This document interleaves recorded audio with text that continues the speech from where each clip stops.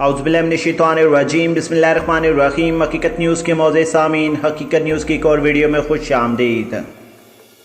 मौज़े सामीन, मोदी सरकार ने दूसरों के लिए खड्डा खोदा था और खुद उसमें गिर गए। मोदी सरकार को एक और बड़ा झटका लग गया। लद्दाख के बाद बहरे हिंद में चीन की फौजी ताकत में मजीद इजाफा कर दिया गया। वहीं पर चीन के बाद नेपाल ने भी मोदी सरकार की मुकम्मल तौर पर बैंड बजा दी।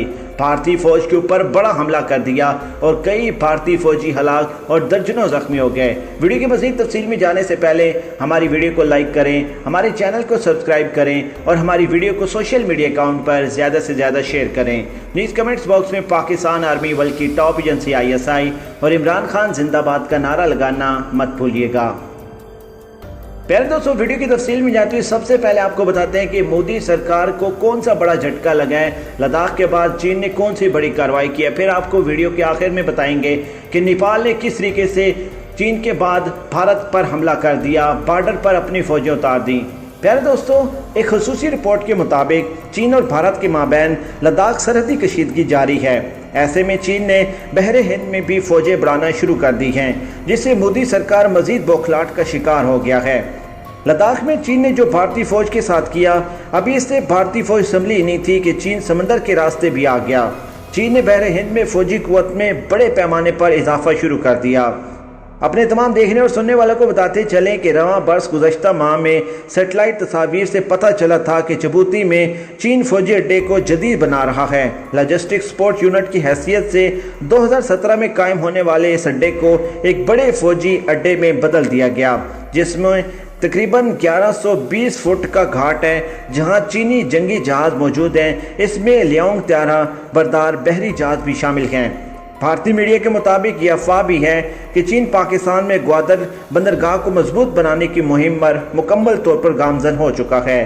हालिया मनसूबाबंदी और हालिया मनसूई स्यारे की तस्वीर में बंदरगाह के अंदर एंटी व्हीकल व्हील्स और इसके अलावा हिफाजती भाड़ और इसके अलावा सेकेंडरी पॉइंट्स और काफ़ी सारी चीज़ें दिखाई गई हैं। ये भी इतलात है कि चीन बांग्लादेश को काफ़ी सारी चीज़ों में बहरीन का अड्डा बनाने में मददगार फराहम कर रहा है और इसके अलावा मोदी सरकार के लिए एक से एक बड़ी चीज़ सामने आ रही है। एक खसूसी रिपोर्ट में यह भी चीज़ बताई गई है कि पीपल लिबरेशन आर्मी का जिबूती अड्डा, जो चीन के बहरीन के अज़ाइम को पूरी तरीके से जाहिर करता है, तकरीबन 250,000 मुरब्बा फुट के रकबे वाला चीन का जिबूती कंपाउंड कोई मामूली फौजी अड्डा नहीं। इस अड्डे में चीन के 10,000 के करीब फौजी रह सकते हैं। चीन का इसरार है कि इस प्रोजेक्ट का मकसद बुनियादी तौर पर समंदरी कज़ाकी मशीनों के लिए है, लेकिन तजज़ियाकारों का यह दावा है कि यह अड्डा दीगर अहम मशीनों जैसे इंटेलिजेंस इकट्ठा करने और दीगर अस्करी कार्रवाइयों के लिए है। जब एक दहाई कबल चीन ने बहरी कज़ाती गश्त के लिए सोमालिया के साहिल पर पहली बार जंगी जहाज तैनात करना शुरू किए थे, तो भारतीय तजज़ियाकारों का ख्याल था कि चीन के समंदरी सलामती के मफादात बुनियादी तौर पर तजारती हैं और ये पीपल लिबरेशन आर्मी, नेवी या PLA और इसके अलावा इनकी बुनियादी तौर पर बीजिंग के तहफ़्फ़ुज़ात के लिए ऐसा कर रही हैं और इसमें इनका तजारती मफाद है। ताम अब इस अड्डे में तोसी से चीन के अज़ाइम भारत के लिए बड़ा ख़तरा साबित हुए हैं। वही ज़मीन चीन ने आमदोज़ों और इंटेलिजेंस बहरी जहाज़ों समेत बहरी जहाज़ों को बड़ी तादाद बहरे हिंद खिता IOR के मुख्तलिफ इलाकों में भिजवा दिया है। भारतीय मीडिया के मुताबिक अफसोसनाक बात यह है कि चीन के सामने मोदी सरकार दबाव का शिकार है और किसी किस्म का जवाब नहीं दे रहा। चीन ने लद्दाख में जो किया, इस पर मोदी की खामोशी समझ से बालातर है। अब बहरे हिंद में चीन ने फौजी कुव्वत बढ़ा दी है, फिर भी मोदी सरकार मुकम्मल तौर पर खामोश बैठा है। मोदी में इतनी ताकत नहीं कि वो चीन के खिलाफ एक लफ्ज़ भी बोल सके। भारतीय मीडिया ने इस बात का पोल भी खोल दिया कि भारतीय बैरिया से चीनी बैरिया कई गुना ज़्यादा ताकतवर है। भारतीय बैरिया के पास वो सलाहियत नहीं जो चीन के पास मौजूद है। वो ज़मीन अभी ये बुरी खबर भारत के लिए समझने का मौका नहीं दे रही थी कि दूसरी तरफ नेपाल की तरफ से भी LOC के ऊपर मुकम्मल तौर पर भारतीय फौजियों के खिलाफ कार्रवाइयाँ शुरू हो गई हैं। मोदी सरकार के खिलाफ एक और बड़ी खबर आ गई और काफ़ी सारे नेपाल के फौजी भारत की सरहद में घुस गए। एक खसूसी रिपोर्ट शाया हुई जिसमें बताया गया कि नेपाल की फ़ौज ने भारतीय फ़ौज पर हमला कर दिया। नेपाल की फ़ौज के हमले में काफ़ी सारे भारतीय फौजी हलाक होने की इतलात मौसूल हुई हैं। दोनों मालिक के माबैन बॉर्डर पर तसादम के नतीजे में काफ़ी सारे फौजी जख्मी भी हो चुके हैं। जराये के मुताबिक जख्मी भारतीय फौजियों को नेपाली फौज ने गिरफ्तार कर लिया है। भारतीय मीडिया ने नेपाली सरहद पर भारतीय फौजियों की हलाकत की तस्दीक कर दी है। भारतीय मीडिया के मुताबिक ये भी कहा गया है कि नेपाल फौज ने अचानक फायरिंग की, जिसके बायस भारतीय फौज वहां पर जहन्नम हासिल हुई। और इसके अलावा काफ़ी सारी चीज़ें ऐसी भी पेश आई जिसमें भारतीय फौजियों की हलाकतों को छुपाया जा रहा है और दावा कर रहा है कि नेपाल फायरिंग से मजदूर हलाक हुए हैं और इंडियन आर्मी को कोई नुकसान नहीं हुआ। प्यारे दोस्तों, कबल अज़ीं गुज़श्ता माह भी इसी किस्म के वाक़यात सामने आए थे और नेपाल की जानिब से भारत को वार्निंग दी गई थी। नेपाल ने भारतीय फौज के 15 एहलकारों को गिरफ्तार किया था। सरहदी झड़पों में भी कुछ भारतीय फौजी जख्मी हुए थे। नेपाली फौज ने भारतीय फौजियों को गिरफ्तार किया तो सरहद पर दीगर भारतीय फौज वहां से भागती हुई नजर आई। भारत इस वक्त चारों तरफ से मुकम्मल तौर पर घिर चुका है। एक तरफ चीन ने लद्दाख पर भारत में घुसकर भारतीय इलाकों पर कब्जा कर लिया, दूसरी जानिब नेपाल ने भी भारतीय फौजी गिरफ्तार कर लिए, तीसरी जानिब LOC की खिलाफ वर्जी पर पाक फौज ने भारत के एक माह में 4 क्वाड हेलीकॉप्टर मार गिराए हैं और इसके अलावा उनकी तमाम किस्म की चौकियां जो पाकिस्तान की शहरी आबादी के ऊपर इख्तियाल अंगेजी भारी गोलाबारी कर रही थी, उनको निशाना बना के निस्तो नाबूद कर दिया। नेपाल ने भारत को धमकी दी थी कि अगर भारत ने कोई हरकत की तो हम पीछे कभी भी नहीं हटेंगे बल्कि लड़ेंगे। नेपाल के नए वजीर आजम ने कहा था कि नेपाल की आर्मी ज़रूरत पड़ने पर लड़ेगी।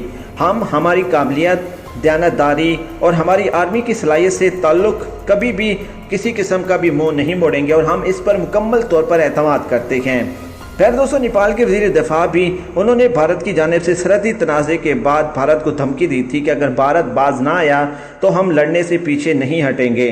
नेपाल ने भारतीय फौज को लियो लेक, काला पानी और इसके अलावा लंपिया धौरा को अपने इलाका बताते हुए इसे अपने सियासी नक्शे में शामिल करने के लिए कहा, जिसके साथ ही नेपाल और भारत में सियासी और सफारती सतह पर बड़ा तनाव पैदा हो गया है। प्यारे दोस्तों, वाज़ेह है कि नेपाल के वज़ीर-ए-आज़म ने नया नक्शा जारी कर दिया जिसमें काला पानी, लंपिया धौरा, लेपो के भारतीय इलाकों को नेपाली सरहदों में शामिल कर दिया गया। कबल अज़ीं भारत ने पाकिस्तान, चीन के बाद नेपाल से भी पंगा ले लिया, जिसके बाद नेपाल ने मोदी सरकार को आंखें दिखा दी। नेपाल ने भारतीय सफीर को तलब करके मुकम्मल तौर पर एहतजाज रिकॉर्ड करवाया और बॉर्डर पर मजीद फौज भी तैनात कर दी। नेपाल ने उत्तराखंड में थावरा चोला से चीन की सरहद पर वाक़या लियो लेक तक राब्ता सड़क बनाने की जाने की मुखालफत भी कर दी और भारतीय सफीर को तलब किया।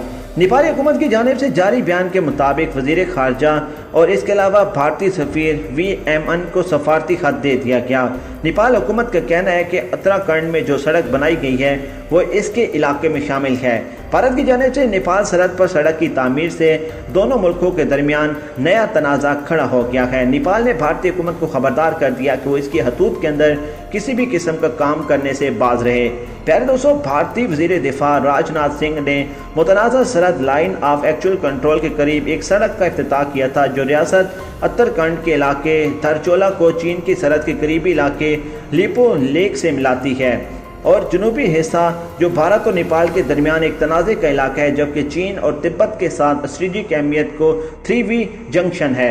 नेपाल के वज़ीर ख़ारजा ने अपने बयान में कहा कि भारत का एकतरफा इक़दाम दोनों मालिक के वज़ीर-ए-आज़म के दरमियान तय पाने वाले समझौते के मुकम्मल तौर पर खिलाफ है, जिसमें सरहदी तनाज़ा मुज़ाकरात से हल करने पर इतफ़ाक़ किया गया था। अब सूरत हाल इतने हद तक कशीदा हो चुकी है कि एक तरफ तो नेपाल मुकम्मल तौर पर दावा बोल चुका है। आपने देखा कि चीन ने भी भारत के साथ क्या सलूक किया और भारत लगा है पाकिस्तान के साथ जंग करने, पाकिस्तान के अंदर घुसने की तैयारियां, पाकिस्तान को धमकियां। भारत क्यों नेपाल को जवाब नहीं दे रहा, क्यों चीन को जवाब नहीं दे रहा? क्योंकि वो जानते हैं कि नेपाल और चीन मुकम्मल तौर पर अपने इलाकों के लिए लड़ेंगे। हालांकि पाकिस्तान ने पीस का लफ्ज़ इस्तेमाल कर करके भारत को मुकम्मल तौर पर अपने सर पर चढ़ा दिया। अब वक्त आ गया है कि हम नेपाल और चीन की पॉलिसी को अपनाते हुए भारत को उसी की ज़बान में मुकम्मल तौर पर जवाब दें। अगर इस वक्त भी जिस टाइम पर भारत चारों अतराफ से मुकम्मल तौर पर जंग में घिर चुका है, हम भारत को जवाब ना दे सके तो इसके पीछे मुकम्मल तौर पर अंधेरा है। ये वक्त है जहां हम बाकी तमाम दबाव तनाव का मुकम्मल तौर पर फ़ायदा उठाते हुए अपनी फ़ौजों को मखसूस इलाकों के अंदर उतार कर फ़ायदा उठा सकें। प्यारे दोस्तों, आज के लिए इतना ही। वीडियो पसंद आए तो वीडियो को लाइक करें, चैनल को सब्सक्राइब करें, हमारी वीडियो को सोशल मीडिया अकाउंट पर ज़्यादा से ज़्यादा शेयर करें। नीचे कमेंट्स बॉक्स में पाकिस्तान आर्मी वर्ल्ड की टॉप एजेंसी ISI और इमरान खान जिंदाबाद का नारा लगाना मत भूलिएगा। पाकिस्तान जिंदाबाद।